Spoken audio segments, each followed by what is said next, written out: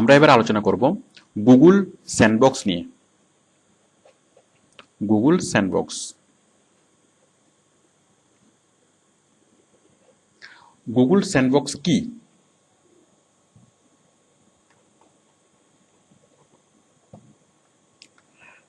দেখুন, Google sandbox হচ্ছে একটা জেলখানা। কোনো সাইট যদি আইন অমান্য করে, গুগল যদি নিশ্চিত হয়, তাহলে গুগল পান্ডা দিয়ে তাকে হিট করে সার্চ লিস্ট থেকে বের করে দেয়। মানে গুগল যদি ক্লিয়ার হয় অথবা গুগল যদি নিশ্চিত হয় যে কোনো সাইট আইন অমান্য করেছে, তখন তাকে গুগল পান্ডা দিয়ে হিট করে, মানে তার অপরাধটা নিশ্চিত হওয়ার পরই তাকে শাস্তি দেয়। আচ্ছা, যদি এমন হয় যে গুগল সাসপেক্ট করছে যে সে অপরাধ করেছে, বাট এটা প্রমাণ হচ্ছে না, তখন গুগল কি করে? তখন গুগল তাকে স্যান্ডবক্সে নিয়ে রাখে। আমি বিষয়টা পরিষ্কার করছি। ধরুন, কোনো অপরাধীকে সাজা কিভাবে দেয়? মানে কোনো যদি তার অপরাধ সম্পূর্ণভাবে প্রমাণিত হয় যে সে অপরাধ করেছে, তখন জাজ তাকে শাস্তি দেয়। বাট যদি প্রমাণিত না হয় যে সে অপরাধ করতেও পারে, নাও করতে পারে, তখন কি করে? পুলিশ রিমান্ডের আবেদন করে। মানে সে অপরাধ করেছে কি করে না সে বিষয়টা এখনো ক্লিয়ার না, তখন পুলিশ কি করে? অধিকতর তদন্তের জন্য তাকে রিমান্ডের আয়োজন করে, মানে আবেদন করে। তখন ওই আদালত তখন 7 দিন অথবা 10 দিন অথবা 15 দিনের রিমান্ড মঞ্জুর করে। ওই রিমান্ডে নিয়ে তাকে খুব ভালো করে চেক করা হয়, খুব ভালো করে তাকে মানে জাস্টিফাই করা হয় যে সে আসলে কোনো অপরাধ করেছে কিনা, অথবা ভালো করে তদন্ত করা হয়, যেটাকে অধিকতর তদন্ত বলে। তো ঠিক সেম, গুগল যখন নিশ্চিত হয় তখন সে গুগল পান্ডা দিয়ে হিট করে, আর যখন সে নিশ্চিত হয় না তখন সে এই সাইটটাকে কঠোর নজরদারির মধ্যে রাখে। মানে এই সাইটকে সে কোথায় পাঠিয়ে দেয়? গুগল স্যান্ডবক্সে পাঠিয়ে দেয়। মানে গুগল যখন সাসপেক্ট করে, গুগল যখন সন্দেহ করে যে কোনো সাইট আইন অমান্য করে উপরে উঠেছে, অথবা আইন উপরে ওঠার জন্য সে কোনো আনফেয়ার মিনস করছে, বাট কোনো কোনো স্পষ্ট প্রমাণ নেই, তো প্রমাণ যদি না থাকে সে হিট করে না, তখন সেটাকে কি করে? স্যান্ডবক্সে নিয়ে যায়, এবং স্যান্ডবক্সে নিয়ে সেটার উপর খুব কঠোর নজরদারি করে। এটা হচ্ছে গুগল স্যান্ডবক্স। এখন একটা সাইট গুগল স্যান্ডবক্সে পড়েছে কিনা, তার সিমটমগুলো কি কি?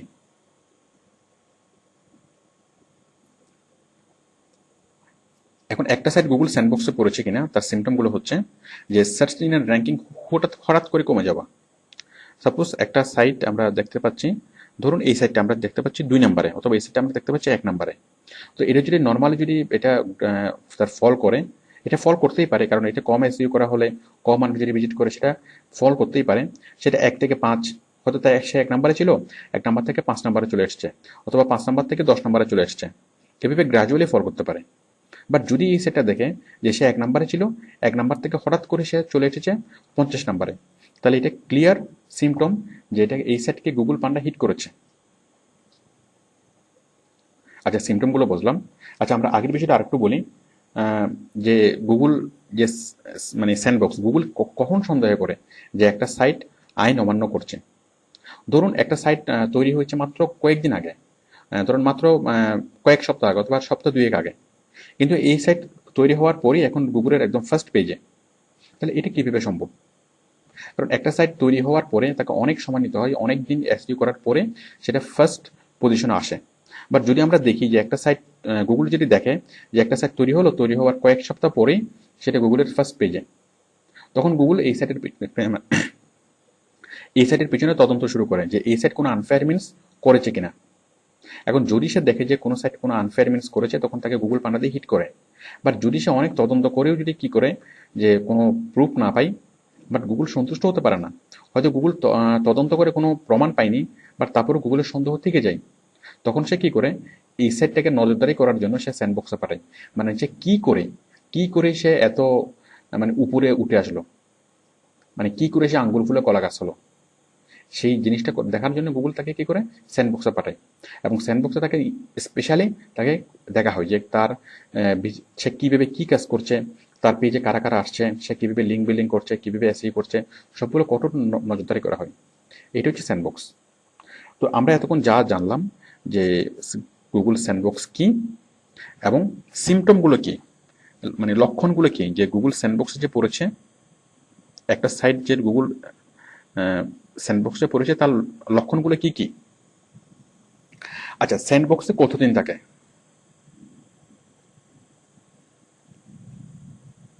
কতদিন থাকে?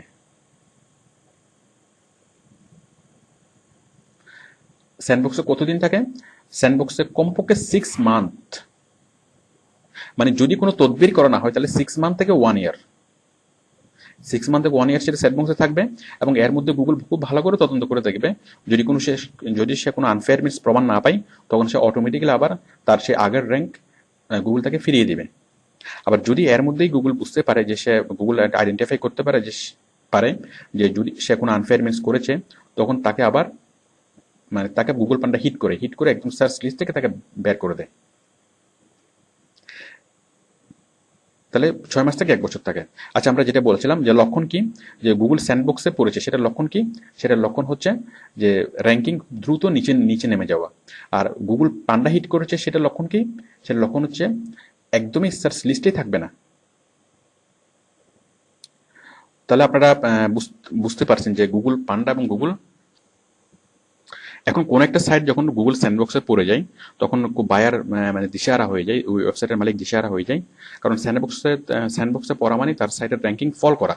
আর র্যাঙ্কিং ফল করলেই তার ভিজিটর অনেক কমে যায়, এবং ভিজিটর কমে গেলেই তার বিজনেস আশানুরূপ হয় না। তখন সে ওডেক্সে আসে, ওডেক্সে এসে বলে যে আমার সাইটের র্যাঙ্ক স্যান্ডবক্স হিট করেছে, স্যান্ডবক্সে চলে গেছে, এবং তুমি আমাকে উদ্ধার করো। অথবা অনেক বায়ার স্যান্ডবক্স বিষয়টা বুঝে না, তারা বলে যে আমার পেজের র্যাঙ্ক হঠাৎ করে নিচে নেমে গেছে, এখন তুমি আমাকে আবার আগের র্যাঙ্ক ফিরিয়ে দাও। তাহলে আমরা কি করব? আমরা কিভাবে স্যান্ডবক্স থেকে উপরে তুলব? মানে স্যান্ডবক্স থেকে আমরা কিভাবে উদ্ধার পাবো? স্যান্ডবক্স থেকে